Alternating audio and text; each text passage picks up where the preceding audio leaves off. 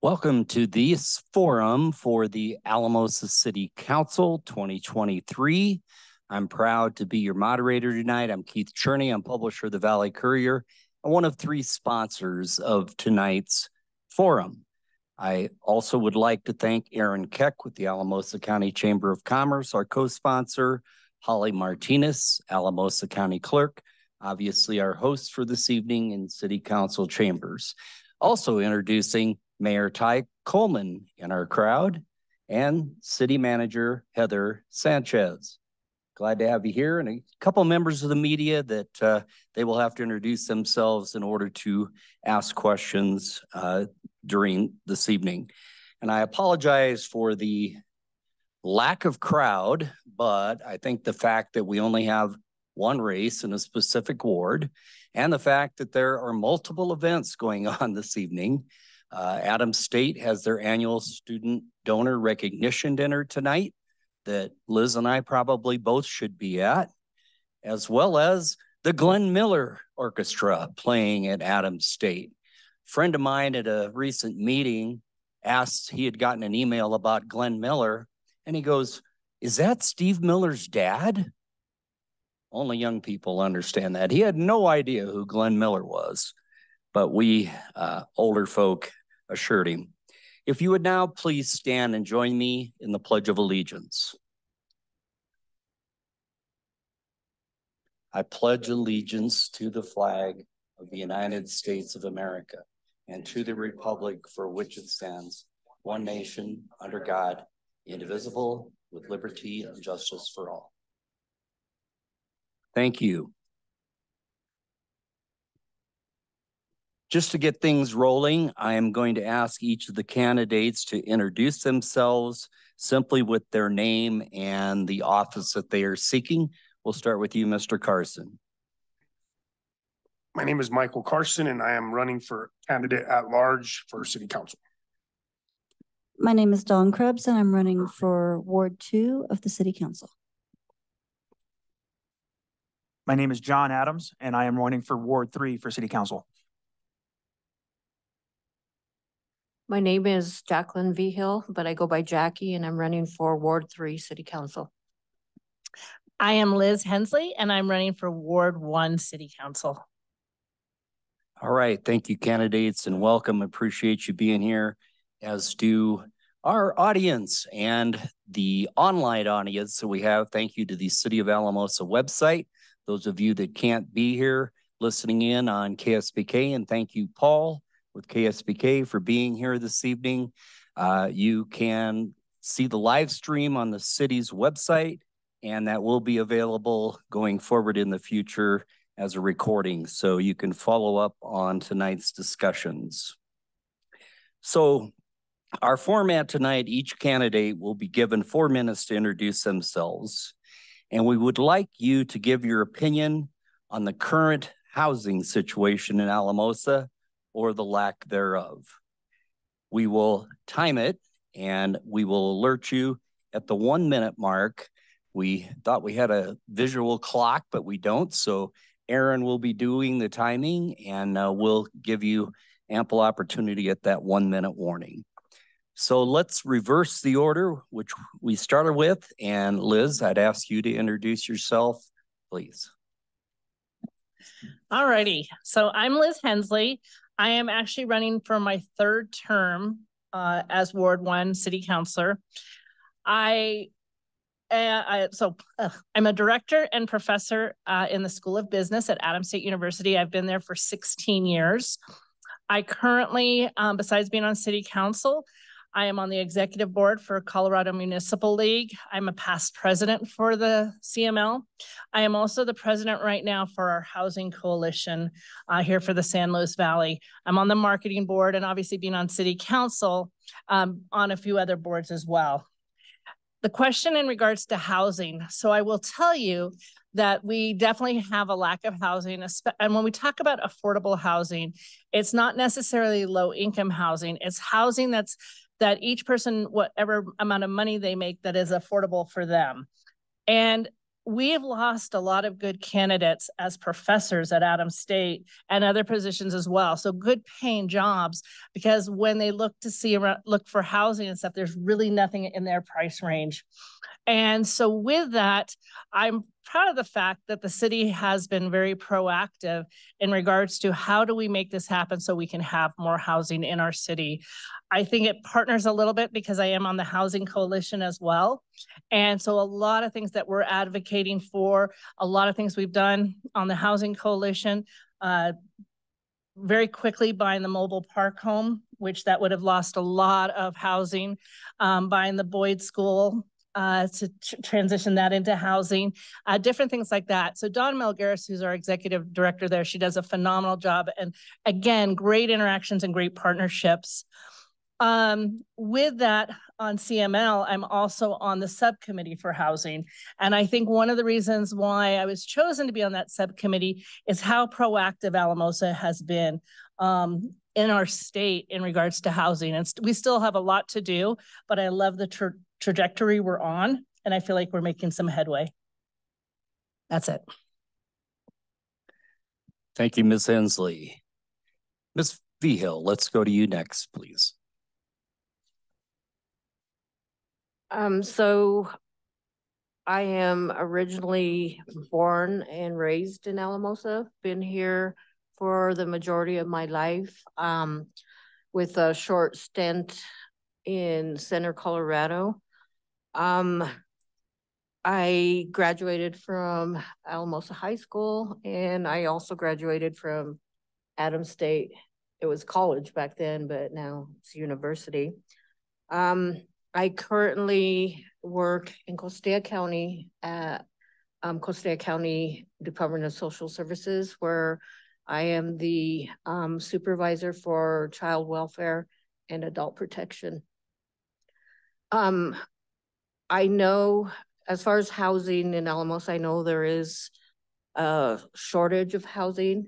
And I agree with Liz when she said that there needs to be affordable housing in Alamosa, just not low income, because I do know a lot of people that I've talked to that cannot find housing that's either affordable or it's just not here. I don't know a lot of, I'm not on any committees or anything as far as housing, but I do know just by living here, there has been growth in Alamosa, and I know there has been talk about getting more housing in Alamosa, and I support that fully as far as the housing situation. All right. Thank you. Mr. Adams. Again, my name is John Adams. I've been in Alamosa for 11 years. I moved here, bounced around the country a little bit, grew up in New Jersey, met my wife in Pennsylvania. We moved back to the Valley because her family was here. And we've loved it ever since. I grew up in a small town, and so it has that small town feel. It's a good place to raise our kids. And I am a current member of the Planning Commission that represents Ward 3. I've been on several committees throughout my time here. The Alamosa Streets Funds Task Force, I was part of that. I was also part of the redistricting committee when we redid the wards. I am also a current member of the Recreation Board. I love the vision that Andy has to connect all the trails throughout the city. As opposed to, I currently work at the hospital. I train admission staff, and I supervise about six of those admitters. As opposed to housing, we are definitely in need of housing. We've made tremendous steps. I mean, obviously built Iron Horse.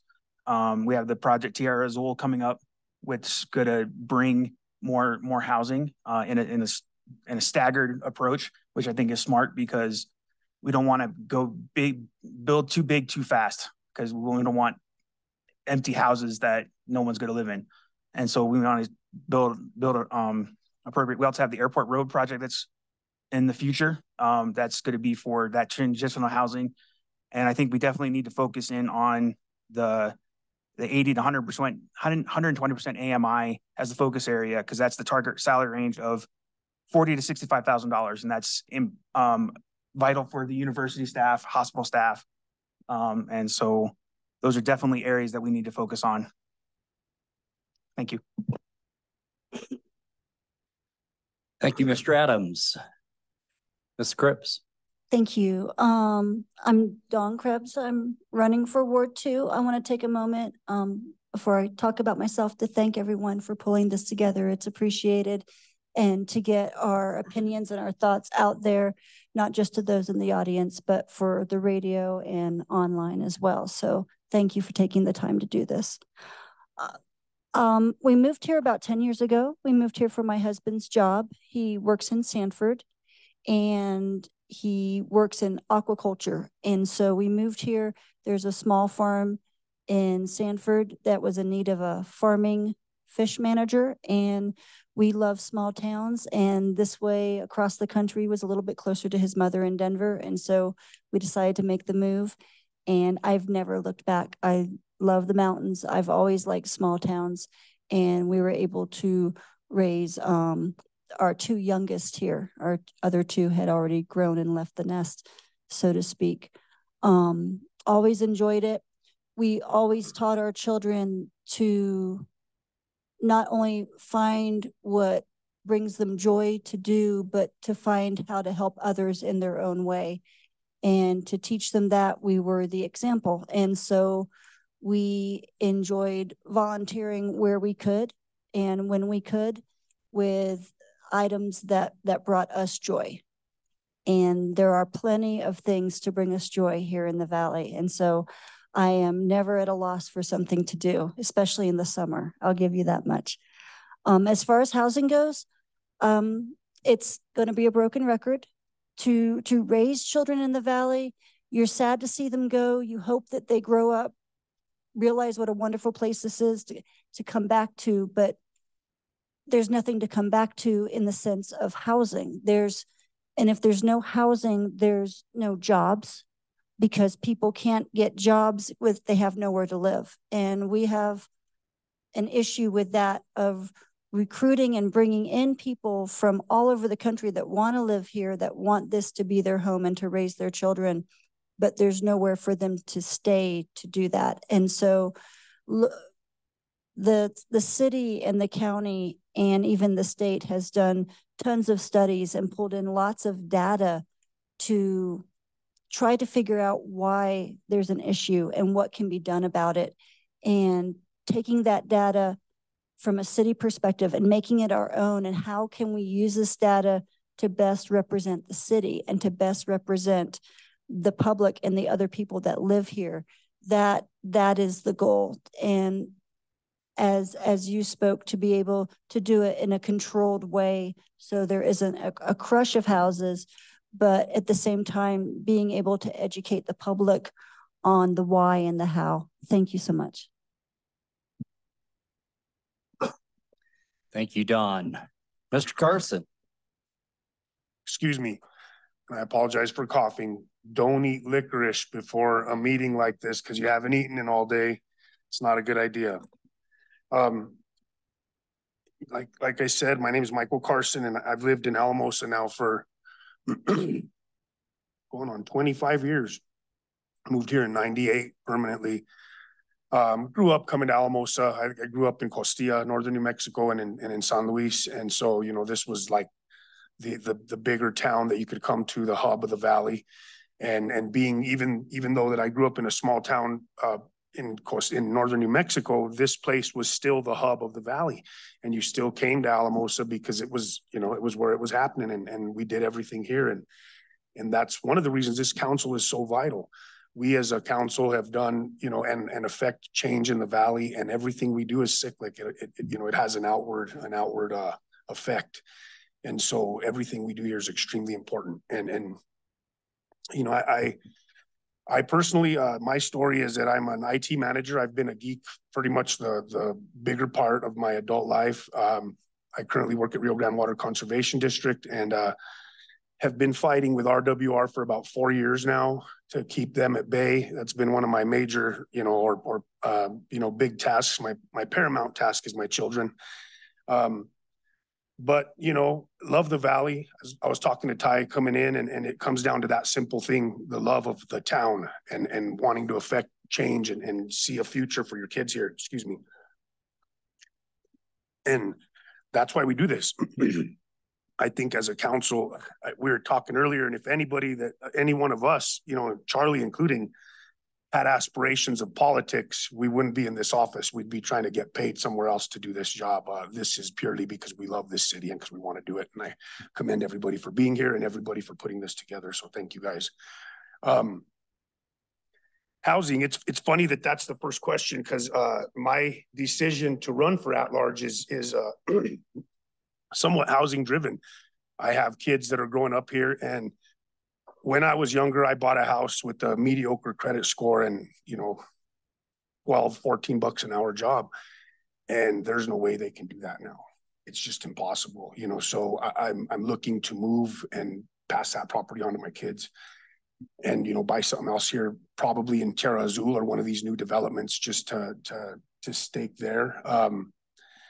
But it's important that we take action. We see a lot of the problems that we're having in our town that affect us here right at home, that are a lot due to lack of housing, lack of affordable housing for sure, even housing that affects at the poverty rate. You can't even get a house, cheap at all.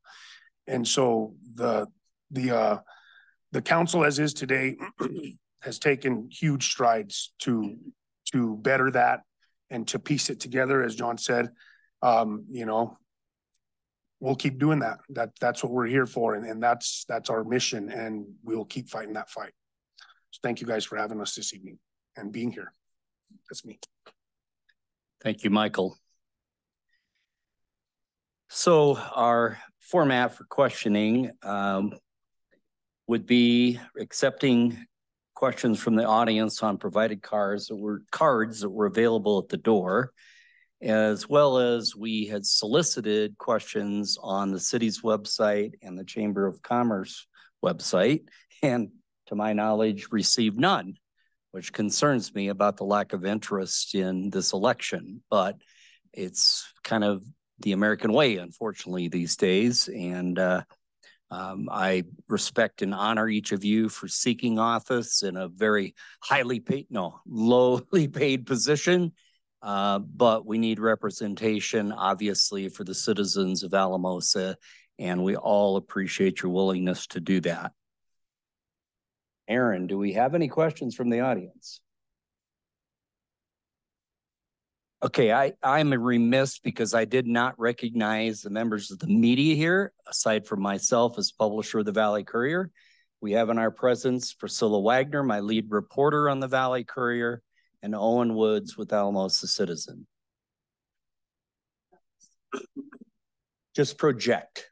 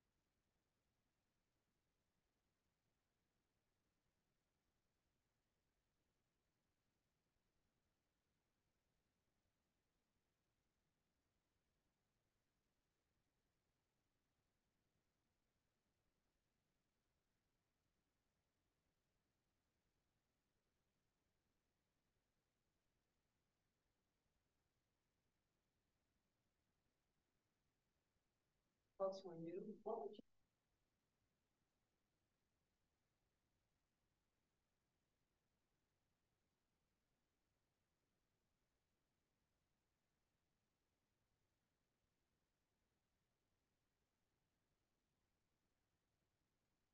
Did you all hear the question? All right. Well, let's start with you, Michael. You're right. We're way ahead of the curve. And that's by design. You know, we've worked hard to make sure that we have the data before we made decisions. Our decisions are always data driven. It's easy to say that we've made policy out of feelings. We haven't. We've done it with data.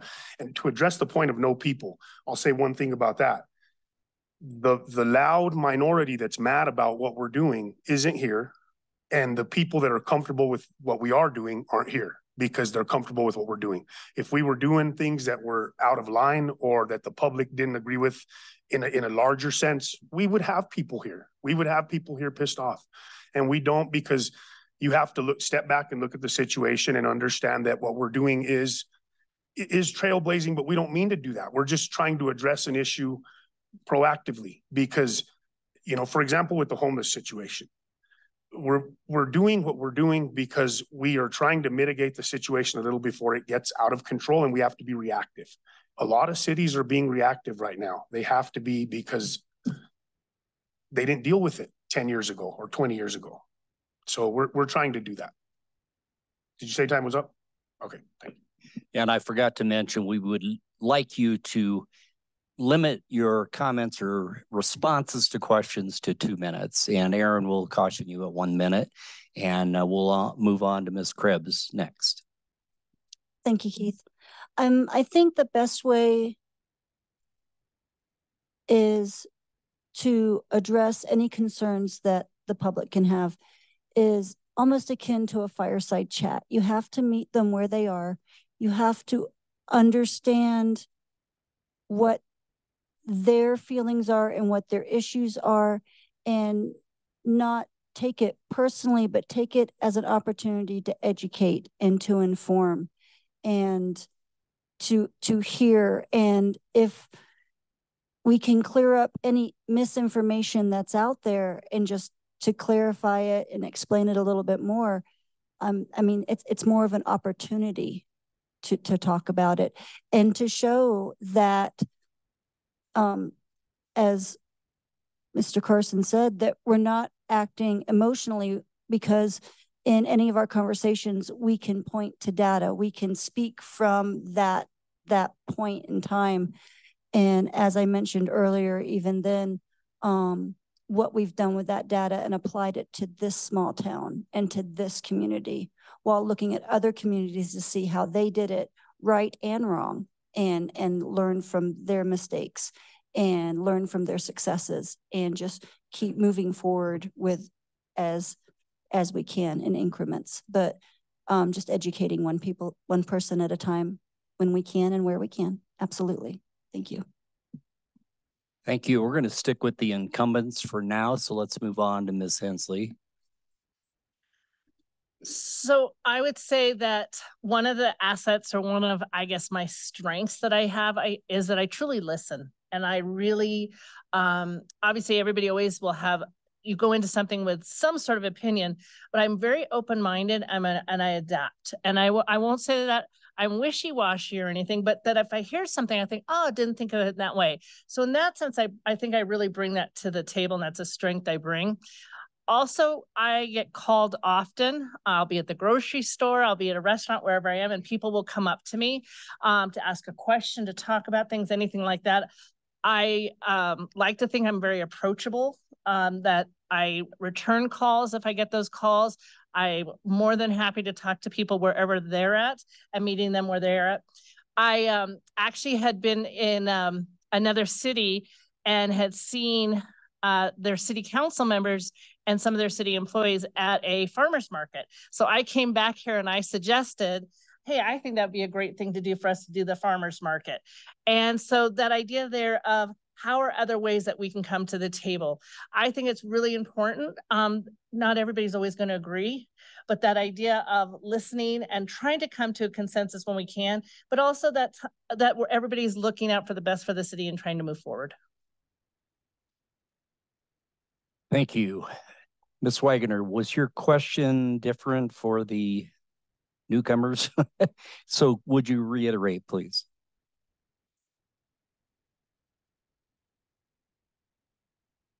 How do you plan to keep your fingers on the pulse of the people in the ward? Let's start with Mr. Adams. Well, being active, I think hitting the streets, talking to them, where they're, like they said, where they're at. We're not going to please everyone, but in the same sense, we shouldn't be yelling and screaming at each other either in the conversation.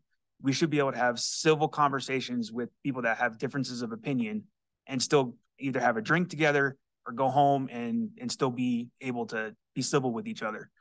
But I like the idea of the First Fridays connections where the counselors are out there on the streets with and meeting the public.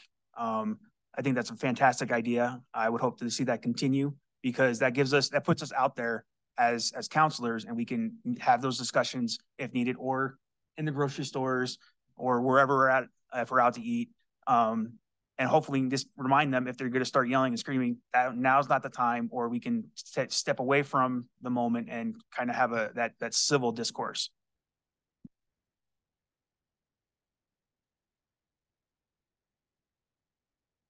Sorry about that. I got interrupted from a last minute question over online, I should say. So let's give you an opportunity, Jackie, to respond.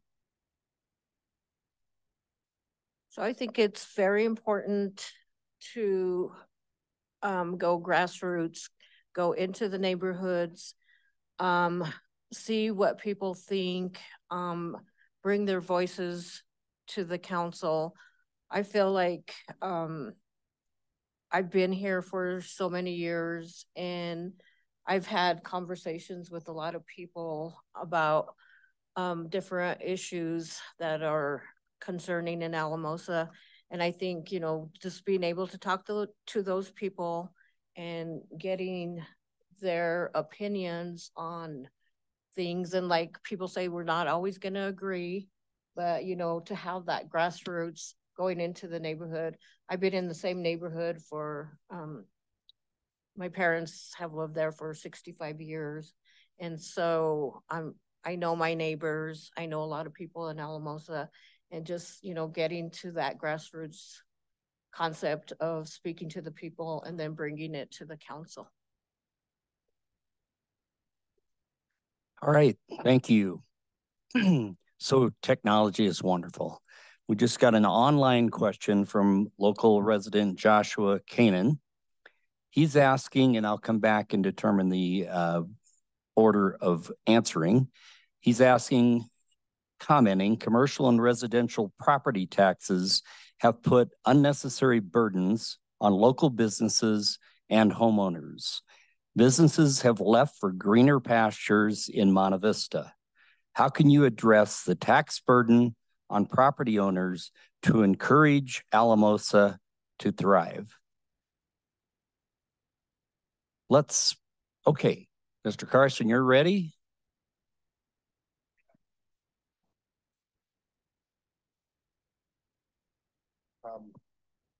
Put it in perspective a little bit.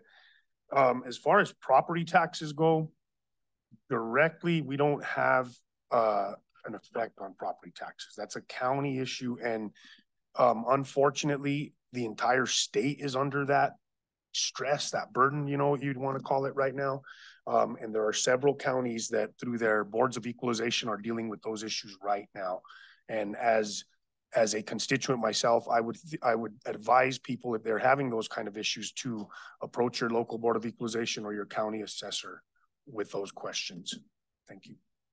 Thank you. Who else would like to pass the buck? What's that? Not trying to pass the buck. Well, I think it's pretty clear with people that pay attention to state law and where that happens. And it's a state statutory requirement that those property values get looked at. I believe it's every 2 years. And I probably shouldn't editorial comment, but Proposition HH on the ballot next month has a lot to say about that. And I will tell you, at a recent meeting, both our state senator and state representative encouraged people to vote no on Proposition HH. Who else would like to comment on property taxes? Anyone? Go ahead, Dawn.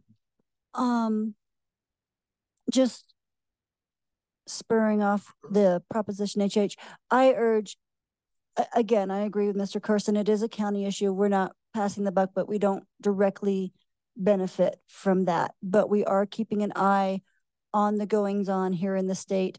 I urge everyone to read up on Proposition HH.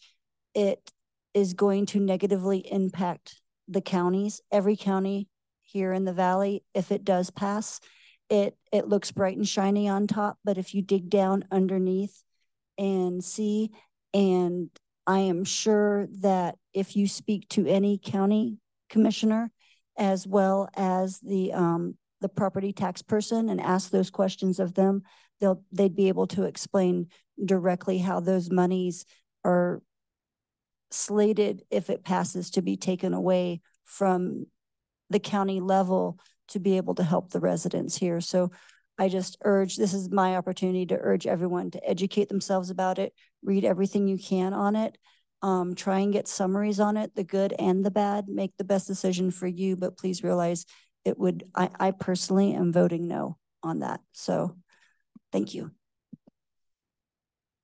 Liz? I will just, so this is changing into an HH type of question, but I'm going to also say vote no. As CML board, CML is also taking a stand of no on this. It really is going to especially hurt the rural counties in the sense of how that money is being switched around, things like that. I don't know what the latest, so I don't want to quote this, but about 4 to 6 weeks ago when we had this discussion, the county was looking at approximately $1 million they'd have to cut if HH passes. It may have changed, so I don't want that to be quoted because it may not be the exact amount now. But as when they were looking at it initially, it's whatever the amount is, it's a substantial amount that the county is now will have to look at to how to make up for that and what to cut for that loss. John or Jackie, any comment?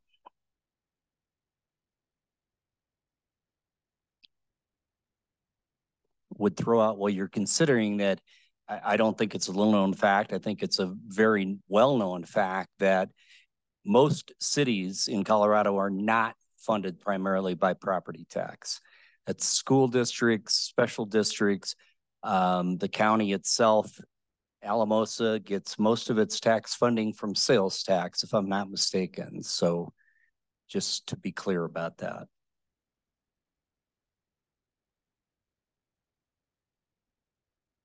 Well, let's move on. Do we have any further questions from the audience? Press, Owen? Of course you do, Priscilla.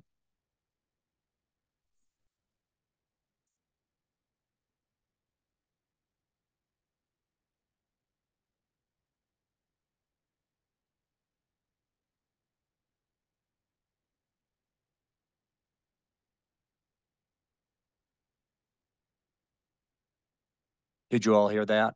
I'm going to start with Liz to give her a first say on this. So one of the things that I don't remember exactly how many years ago, but we had a strategic plan made for our downtown. And that within that strategic plan is also looking long-term on things such as our water, such as all of the different areas, you know, whether it be replacement of vehicles, replacement of roofs or HVACs, any of that type of stuff. I think we take that responsibility, who's ever up here at City Council, is how do we make our city run the smoothest it can? How can we always look at situations, be forward thinkers, which is that part of that strategic vision, at the same time, making sure things are being run day to day. One of the things a lot of people do is they'll come up with a strategic plan and they put it on a shelf. And one of the things I think is great is that we have really taken that plan to heart and really included the community and stuff as well, and trying to get as much community input, having open sessions, whether it's our budget, whether it's the downtown plan, anything like that, getting that feedback. And so I would say that us up here, what we're doing is representing our constituents, but at the same time, looking at the big picture as well of how to make sure our city stays in good shape. Thank you. And I think this is a fair question for our new candidates. So Jackie and John, we'll start with Jackie. What do you see is your role as a city council person here in Alamosa? I think my major role is to represent the people of Alamosa. I don't know a whole lot about city council, but I'm sure I'm going to be, if I'm elected, I'm going to be learning a lot about city council. But right now, the main priority that I think is the role of city council is to represent the people of Alamosa as a whole, not north side, south side, just Alamosa as a whole. All right, thank you. John. I believe we're meant to be vision casters, as come up with that comprehensive plan and present it to the public, so they can have that voice as well. We have those conversations with our wards, with the citizens, and giving them the information about the future and what we have planned going on. And hopefully they get on and they have the opportunity, and they had those vision casting meetings for the downtown. Some people showed up, some people didn't, and mostly likely the ones that didn't show up are the ones complaining about it. And so that's the biggest thing, is making sure, if you want your voice heard, show up to city council meetings, talk to your representatives so we can get your voice out there. That's the biggest thing, is if you don't participate, then you can't really complain, because you didn't have you had the opportunity to participate. And so come to city council. And there's times where I've been the only member of the public at city council. And so just be involved, be active, be an active citizen. Dawn. Thanks. I'm going to pull one word from what Liz was speaking of, and that's community. To be up on city council, to make these decisions, to look at long-term goals, the overall arcing umbrella of that is, how does it affect the community? How does it affect certain individuals? How does it affect veterans? How does it affect seniors? We take a look at the big picture of that, and we try and keep that to the forefront. Is it fair to all concerned, really, is what it boils down to, and will it benefit everybody?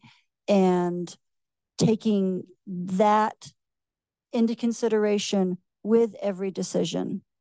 And another role of the city council with that, with the strategic plan, with the long term, is realizing that we might be able to see the long term, but a lot of people don't. They see what's happening right now. They don't see the big picture. So it's our job to inform and educate those when we can and where we can, and be respectful, but also try to be as extremely fiscally responsible with the monies that are entrusted to us as we can be, but realizing that the effects that we do with any issue on the table, how does that ripple out and affect everyone involved? Thank you. Thank you. Michael. So that's a very simple and very complicated question. The simple answer is that we are entrusted to be stewards of our community all around. You know what I mean? Every facet. And that's, the primary task. You're entrusted with that by your community. Tonight, nobody being here is an example of that. Some people don't want to know, they just want it to work. In IT, I deal with that a lot. And the sad thing is that there are people, My mom gets frustrated with me sometimes with politics. She's like, I just want it to be, I want people to be nice. And you know, it isn't always like that. But the primary thing is that we're here to be stewards. You listen to your community, all sides, all wards, like people up here said, and you take that information and you do the best you can with the 6 people that you're working with to make the decisions that good leaders do for your community. Period. You know, and we can delve down the really complicated part forever, because it's a really complicated job. And it's something you do because you really love your community. You know, John's right. Sometimes he's the only member here, but he's here, you know, and I'm just trying to say, you know, that he is very involved, and it's because he loves this community, and that's why we're here. But primarily we're stewards. We're stewards of this community, and that's what we're entrusted to be. Thank you, Michael. If I could just add something to this, I've been in the newspaper business for, believe it or not, 50 years, starting writing for newspapers when I was in high school. And something I have advised my news staffs over the years that relates, pardon me, relates to boards like yours, the city council, county commissioners, whoever, is when you cover a meeting, I want you to come back with a story that impacts me as a taxpayer, as a father, as a grandfather, because that's what our readers need to see. If it's not affecting me as a taxpayer or resident, father, grandfather, it's probably not that important. So we have another question from the peanut gallery out there in Wonderland. This person named Callie is asking, how can we encourage and mentor new businesses to Alamosa? And let's start in the middle now with John.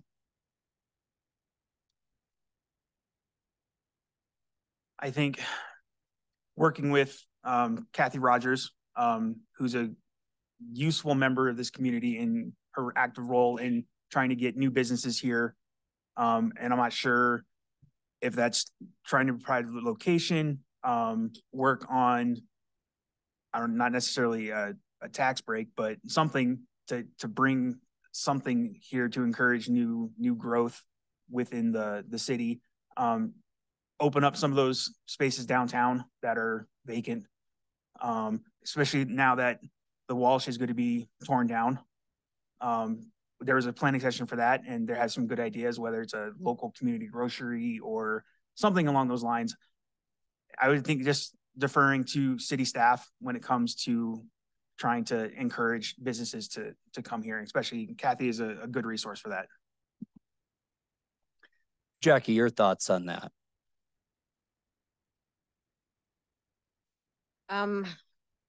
I'm looking at downtown, where there has been a lot of businesses that have closed, a lot of businesses that have thrived. There's got to be a way to encourage new business in Alamosa. I don't know what the answer is right now, but definitely encouraging small businesses in the neighborhoods, because we've seen, since I've grown up here, I've seen a lot of mom and pop shops close because they couldn't make it in the neighborhood. We just had Atencio's close, which was really kind of devastating for our neighborhood because that was a go-to place. So I don't know what the exact answer is in order to encourage small business here, but definitely we need more small businesses in Alamosa. Dawn, your take on the question? Thank you. I think balance is important with this question. I think and if you go around the room, everyone has an idea of what big store they would love to see here. But I think more importantly that we start with our own. We start with the people that are here and the people that have grown up here and they love it for their own reasons.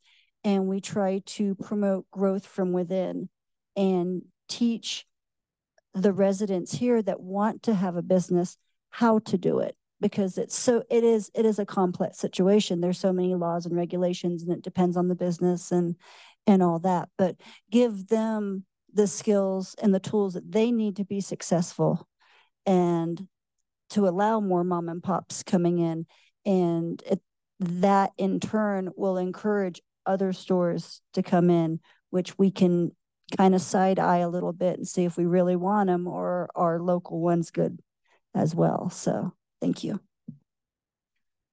Councilor Hensley.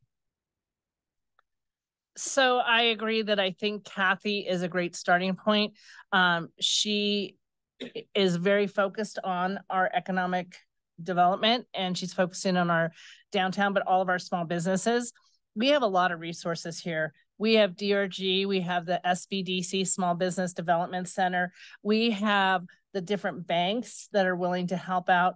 We have a lot of resources. So what I would say to any small business that is getting started, that is already there and they're trying to figure things out or struggling a little, or for those that are ready to sell and move on to the next thing and how to get also exit, is there are a lot of resources. So to make sure to ask Kathy, go to DRG, go to Small Business Development Center, all of those type of things. And before you know it, you're going to have networks of different avenues to be able to help. Well, you're still at the mic, Liz. Could you touch on the imminent future of SBDC here in the San Luis Valley? All right, so I'm going to wear my other hat for a minute. So we, Adams State is now the host of SBDC. We are getting ready to hire a new executive director. It will be housed in the School of Business and also still downtown. It is for the whole San Luis Valley. It is not just for Alamosa. We came super close to losing the SBDC to Pueblo. It would have still covered the San Luis Valley, but we wouldn't have had a home here. And so I'm very thankful to our president at Adams State. The timing was not great. He'd just been taken over as president, and we've got a lot of stuff going on there, but he advocated, and so we're super proud to be able to have that at Adams State. Thank you for that. Michael. Well, to be frank, we're already doing it. We do it all the time. We incentivize as much as we possibly can. We work with every business that we can to bring them in. We've gone as far as worked with schools to encourage trade. Councilor Hensley and her departments at Adams State constantly work trying to bring in new IT people, which is an extreme shortage here. But we do pretty good at the city, actually, to incentivize and to try to bring in new businesses. We're doing it, and we practice that same model with our housing. You know, but with new businesses, we have programs right now like the facade program. If you're looking to rent one of these new buildings downtown or these old buildings downtown that you get into, the city will help pay for the front of your store to build that up. We have incentives for sidewalk repair. So, you know, we're doing it. We've done, you know, the move to bring Kathy in, not to be redundant, everybody's touched on it, but you know, we do that, and we work hard, and we will continue to find new avenues to incentivize people and to try to attract businesses to the town. We will continue to work with schools. I think that's a big thing. You try to teach the people coming up to be entrepreneurs and to work in fields or to focus on trades that are lacking in your area. I'll plug one business right here out since we're in public and people are out there listening. A dog groomer. Try to get your dog groomed here. I don't know where you learn how to do that, but we need one. You know, if you can do that, open one up and we'll incentivize you. We'll try to get something going because there is small, you know, niche businesses like that and also mainstream businesses that we're lacking in and that also encourage competition. So we do it and we will keep doing and continue to do better. And we're always open to suggestions. So please do so. All right. Thank you. Any fresh questions? I've got one if no one else does. I'm going to address the so-called elephant in the room, and that would be homelessness. It is a worldwide problem. It's certainly a statewide problem. Denver is going through pure you-know-what right now, trying to clean up camps and clean up neighborhoods, etc. But we have our own problem that seems to be not relenting, continues to grow. What is the city's role in taking care of the homeless? And let's start with you, Michael. Well, I had notes. I spaced them out of my truck. They're on my phone, and I don't want to be staring at my phone. I ran for city council primarily because of that issue. I got called to a meeting by Donna Wood. She helped raise my kids here, and she lived in the residential area where La Puente's at. Long story short, I gave her, she passed 2 years ago. I gave her my word that I would do my best to get the soup kitchen and the shelter moved. And there's been multiple pieces to that. First piece was the camp. The camp was created because we needed a safe place to send people in order to keep them from camping in front of our houses, your house, my house, in the right of way, public right of ways. They have that right. So you have to create that safe space. We did that. That led into working towards moving the soup kitchen, which we did. In order to do that, there was the piece with the small homes. Those small homes, that development that's happening is a huge project. People that are homeless got there through many choices or situations, some in their control, some that weren't in their control, but it was a long road to get to where they're at. And I think they hit a point where they're immediately trying to get out of that. And so as you're working towards that, somebody has to give you a leg up.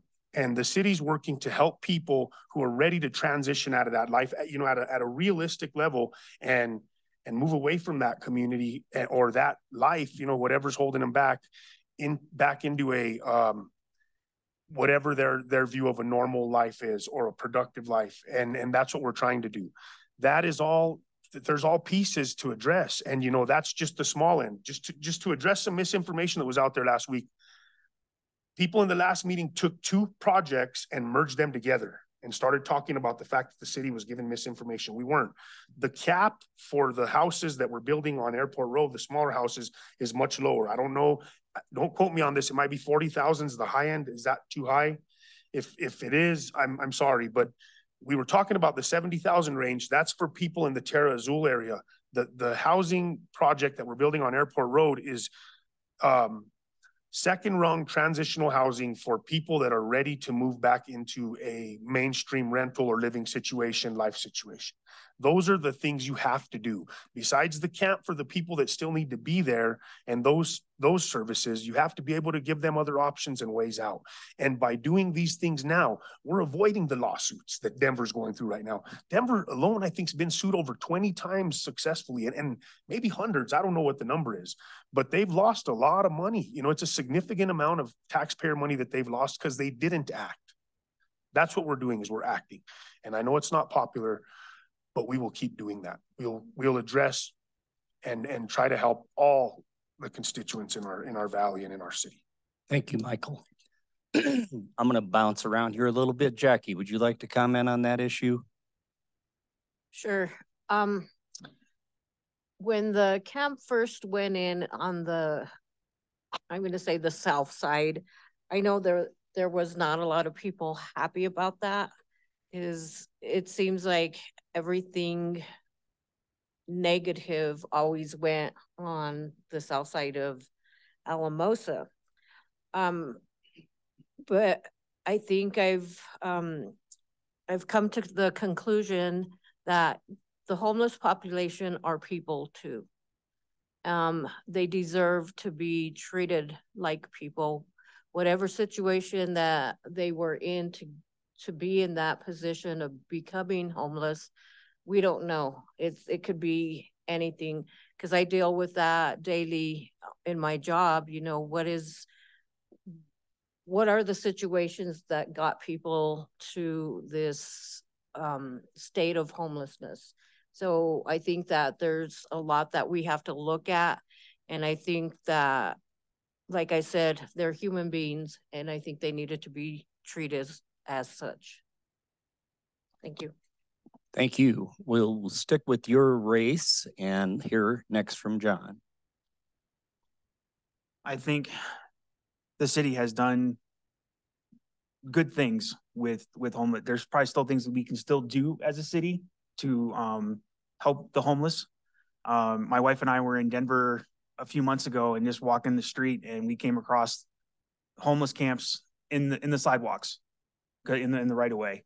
And we have avoided that as a city because we did having the ordinance to invoke public camping, we had to have that camp. And so that was a big step. And I agree, moving the soup kitchen out of La Puente to where it's going to be is another big step with that. And it also gives dignity to the homeless as well. And we just need to meet them where they're at as much as we can and show compassion to them, as well as be safe and keep our citizens safe as well. All right. Thank you, Liz. Your comments? So I think everything we've done up to now, we've had to do. We didn't want homeless out at our parks, everything. And so to follow the state law, we needed to have a place that they could go. And so hence why we did what we did. I'm going to be honest. I feel a little bit, this is more than a homeless situation. I think there's a mental health issue, and that a lot of people that are in this situation, I know 30 years ago, I came close to being homeless. I've worked my way up to where I'm at now.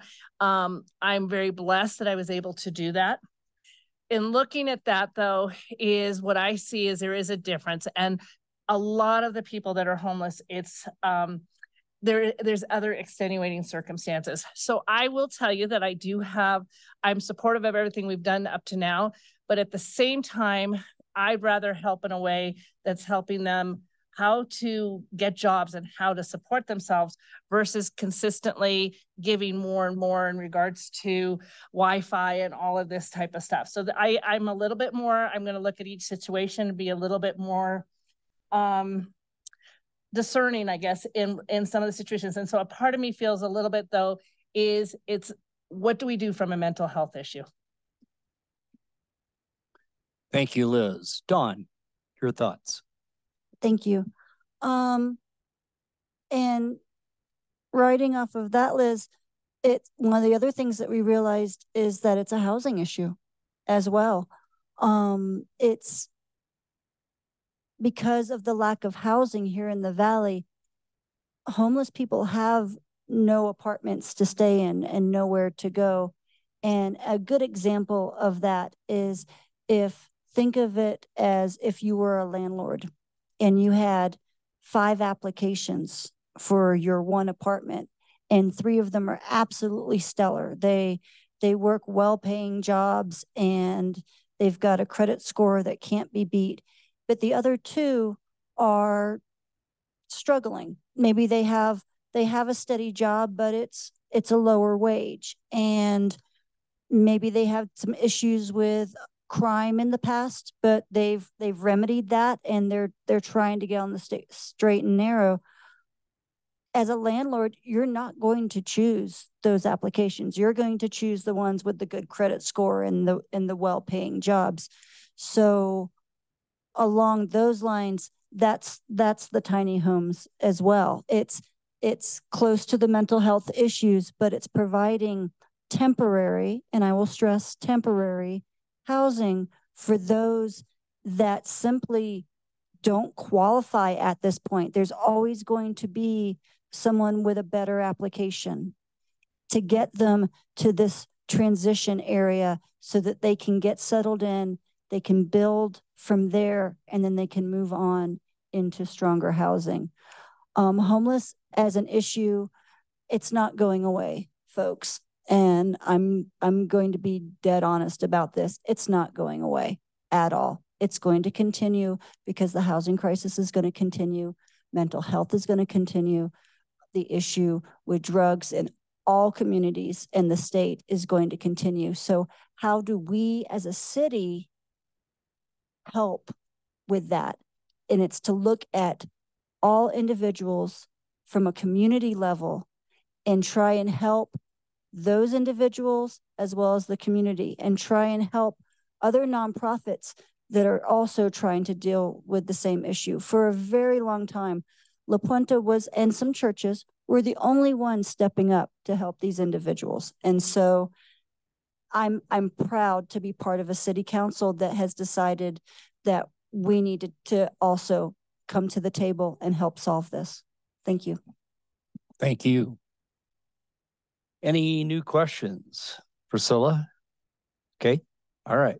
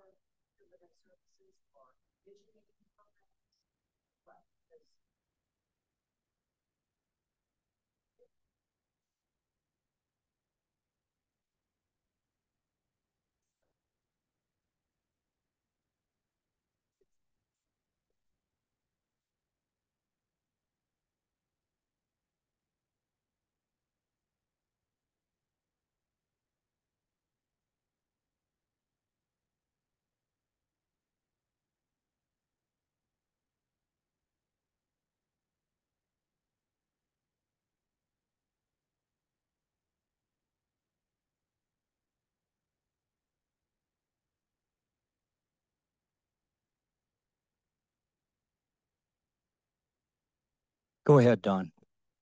I'm the data geek. So to directly, because if I can point you to data so you can educate yourself, I'm all about it. We start at the state level.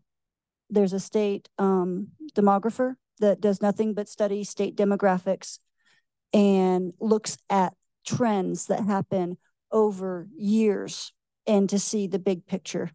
And so very quickly for housing, for example, back in 2008, 2009, there was a housing crisis and all the construction shut down, and it shut down for a number of years. So while growth continued, the housing stayed the same. And we're starting to see that now many years later, that we moved here, we bought a house, we're living here, we're both working jobs. However, in about 10, 15, 20 years, we might retire, but we're not moving, we're not leaving our house, but someone has to come and work our jobs, but they have nowhere to live. So it's trying to meet that dip. And that's just one example. You start with that. We start with the census, not only the 10-year census that shows us what age groups live here as compared to 10 years ago. Speaking of a homeless census, that's done once a year. And it's not a perfect census because they're going out and counting people that are currently homeless. But when you look deeper, homeless is couch surfing. Homeless is your grown daughter that comes back to live with you for a few months while she gets on her feet. The teenager that is the best friend of your son that comes and stays with you for the summer before he goes, that's all homelessness.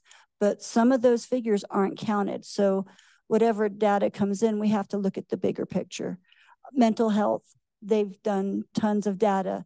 It's not just individual, it's how they all overlap to see where the gaps are. And that's how we found the gap in housing, and how it related to job retention that even allowed us to even think about the tiny homes. And it's based on that data that we can write grants and not use all city funds, but write grants and be a leading force to partner with other organizations that need partnership so they can write grants to be able to offer the programs. So for that, my data piece is done. All right. Hate to cut you off, but who else would like to comment on that question? Liz? Okay, so I will say, I think some of what really needs to happen is not just one area. So the city can't just do something. The county just can't do something. This is where a lot of the nonprofits come in, and social services, behavioral health, the hospitals, different nonprofits. So one of the things is we have the LEAD program. It comes in, and some of these things, it's testing it out. Coming in with the right mindset, trying new things to make it work. The LEAD program is that idea of people who are doing sort of the same crime over and over to support their drug habit. And then not just saying, okay, putting them through the system because they're never going to pay their fines. They're not going to do any of that. So how do we try to help them? So it's helping them. Where are their needs? Meeting them, giving them the resources to try to get off the drugs, to try to stop doing the drugs. Then also, how do you get a job? All of the different steps to try to make that circle happen. I think, in all honesty, the picture is much bigger than what the city can just do. If you were to ask me, we need a lot more resources for what do you call it, when you're in resident type care. There's not enough. There's waiting lists for all of that. So to really combat some of the drug problems that are out there. But I think as a city and as our community is just trying new and different ways. Even the small houses that are on Airport Road, one of the things that I think is a plus to it is it's that idea there's going to be an on-premise manager. So to make sure that things are being done in a right way and that people are behaving properly. But then also it is so close to behavioral health and things like that. And so there's a partnership with them to also help as that transition's happening. So I think it really is, if we're going to get anywhere, it is a lot of people working together. Anyone else? Michael?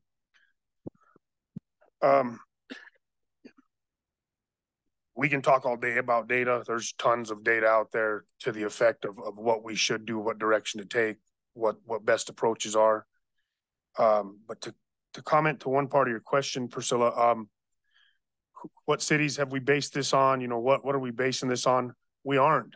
People are coming to us to ask us and for us to be leaders. We're not basing this on anybody. We've had to be proactive and figure out the ways to deal with it because nobody was dealing with it. They were dealing with the problems that came from, you know, from the situations that they were just kicking down the road, like, you know, kicking the can down the road. And it's hard because we've spent hundreds of hours, you know, working on these issues, and it's easy from the outside in to cast stones. It really is.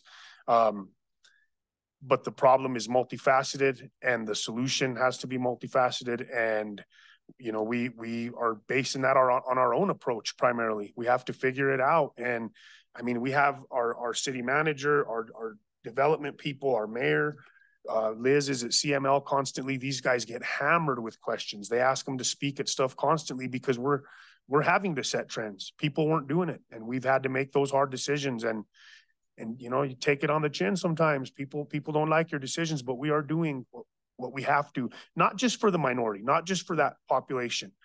The decisions that we're making are to help our community as a whole, to keep people safe, to keep not just the homeless people safe, but our community is safe. I'm a huge believer in the majority. You know what I mean? I don't believe in sacrificing everything for the minority of people who's loudest. I don't. I just believe in approaching the problem in the most humane way and trying to help all the constituency. And that's what we're doing. We're not just, it may look like we're just throwing stuff at that homeless population. We're not. The solutions that we're coming up with are to protect everybody, including ourselves.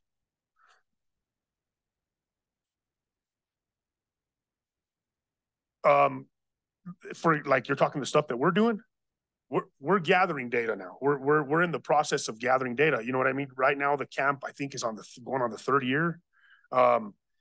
And you know, we're documenting what we're going to do with that is, you know, we're starting to disseminate it now and see what the better approach is. You know, we may go down the road and figure out that it's not working, you know, but that's what we're doing now is we're having to learn that right now. And there is no community to base that on. We had to do hard work 5 years ago to figure it out. We were one of the first communities that I know created a homeless coalition. I don't even know if anybody that had done it before us. And those are the tools that have, that's how those conversations happen.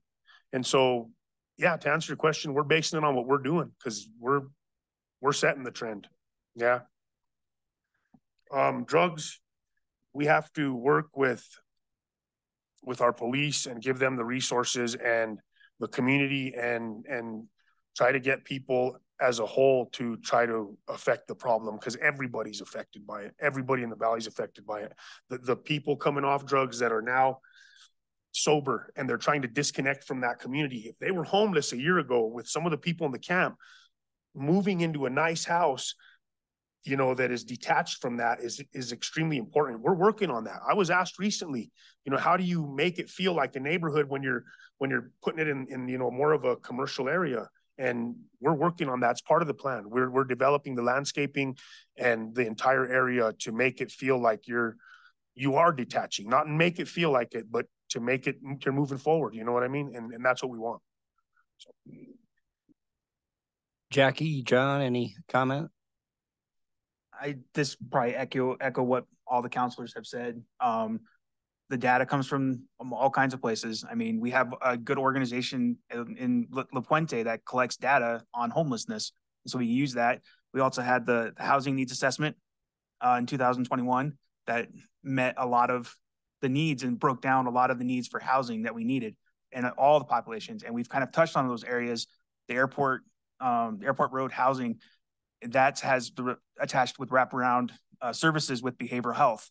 And it's so close to behavioral health as well. It helps. So if they need the help, plus they have the on-site management, they have the help there that they need. And so just using the resources that we have in the community, the city staff, going to the state, getting the data, collecting the data points as much as we can.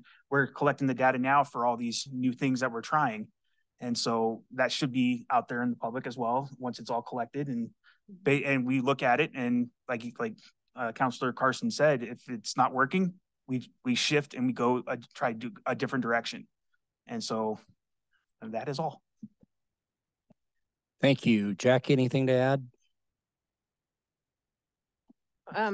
I don't know where some of the data has come from, but I know there's a big concern in the community with drug use, drug houses. I've seen it in my own neighborhood, where it concerns me because it concerns me for the safety of the children of the neighborhood, and it concerns me for the safety of the seniors because there's a lot of neighborhoods that are occupied by seniors right now, and they feel unsafe. And they've said that a lot of times that they don't feel safe anymore. Before, you didn't have to lock your door, you didn't have to lock your car, but we're not in a time right now that you can do that. It's all about safety, and it's pretty sad that everybody has to have cameras and whatever they need to feel safe in their own home. So I think, it's just a sad situation. I think we have to address it because there's certainly people that do not feel safe in Alamosa. Thank you. There are no further questions. I think I'm going to move to closing comments, and I'm just going to go from my left to my right, and we'll start with you. Please limit your closing comment to 2 minutes and just tell us why. And Michael, I would like you to explain in yours why you chose to run at large instead of your ward that you were previously in. So to answer your question there about why I'm running for at large is I touched on it a little bit earlier. As far as the housing, that's not the primary decision. That's a kind of a positive side effect for me of running for at large. Primarily, I feel just I've been here for a long time now, 6 years. It's a big chunk of time. And I work for the entire city, as a whole. And so I want to move to at large, take that experience with me and encourage people in my neighborhood to try to get appointed now. I'm going to work hard with our city manager and the rest of city council to make sure that that is a very stringent process. I want to make sure that the people that are running or that want to get appointed understand why they're getting appointed and understand why they want to run. And, you know, I've been working at this for a while now. I actually considered not running again a while back. I have a young son. He's going to be 3 in about a month. And, you know, he's the focus of the paramount focus of my life, along with my daughters and my other kids. And the reason for doing this is to help create a better and create a better community and help that future of that community be positive. You know, Liam's going to be 3, so he's got a long time here, and my daughters are here, and I want to continue to affect positive change. The thing is it's most effective when you can see it. Like you said, if it doesn't affect you, you know, why does it matter? And that's how a lot of people feel, especially about politics. Politics here at the local level are most important. You can see the change you affect, and you know your people, you know your neighbors, and you have a really important stake in the community. You know, it's easy to be somewhere else making decisions and not understanding what you're doing, what's happening by the waving of, you know, your hand. Here it's important because we're going to see our changes. You're going to get caught in the store, and you're going to get told off some days, and some days you're going to get people that really are happy with what you're doing. But it's because I want to continue to help the entire city and be part of this team. You know, it is a rough job, and people will understand that very quickly. There's people out there that have been here and decided real quick it wasn't for them and walked away. Thank you. Thank you, Michael. Dawn. Ready? I chose to run only to finish out the term and to give a back explanation. I was appointed. I wasn't elected last year. I was chosen by the city council. It was an interview process, and I'm very happy they chose me. I had no idea how much work the city council did before I stepped up to the plate. And now I can't imagine where I wouldn't be helped, like side by side with my fellow counselors, helping them out as much as I can. To run up unopposed will allow me to finish the next 2 years of the role I was appointed to, and then I would qualify to run again for the 4-year stint of it. But for me, it was because this council does lead with their heads as well as their hearts. They look at the committee as a whole, the community as a whole, and they make decisions that best represent the city fiscally while keeping the community in mind as well. And I've always enjoyed being a part of those discussions, and I'm just happy to continue to do so. Thank you. Thank you. Moving on to John and Jackie. Tell us why we should elect you to the Ward 3 seat for Alamosa City Council. We'll start with you, John. Like I told Owen in our little interview, I do want to be that voice for the Ward 3, and also for the city in general. I've been a dedicated community member by being a part of those different committees, being part of planning commission. I want to continue that and see myself grow. And like Councilor Carson said, be that change that we can be in the effective change at a small community, and just being a voice for the community at whole, and try to continue moving the city of Alamosa forward. Try to, again, to keep it safe for our children moving forward, because the future is big. And if it's not safe, then we do need to figure something out. And I think the Alamosa Police Department, the Sheriff's Department have done a pretty good job.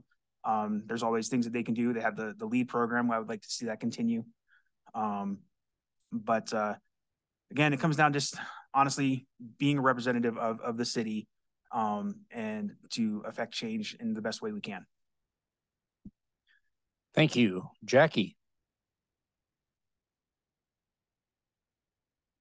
So the reason that I decided to run is because I've been a part of this community for 62 years. I know I'm saying my age, but I love this community. We've had generations here. One of my parents grew up here in Alamosa, my grandparents. I truly do care about the community itself. And I really do care about the people of the community. And like I said before, I've lived in Ward 3 since I was born. My parents have been in the same home for 65 years. And I just felt like I wanted to be a voice for Ward 3 and to maybe, work on some issues that I believe exist in Alamosa. The drug, the housing, the homelessness. Bottom line, I just want to represent the people of Ward 3 and the people of the city of Alamosa overall. Liz. I have 3 words. I love Alamosa. And this is my way of giving back and staying active and making a difference. Great closing comment. Well, again, on behalf of the Valley Courier, the city of Alamosa, and the Alamosa County Chamber of Commerce, I appreciate the few of you that were here this evening. And obviously, we do have an audience out there in Radio Land and on the city's website. And keep in mind that there will be the opportunity to go back and review this on the city's website going forward. Again, thank you, Holly. Thank you, Aaron. Thank you, Heather. Thank you, Ty, and everyone that's here this evening. We appreciate you, and signing off.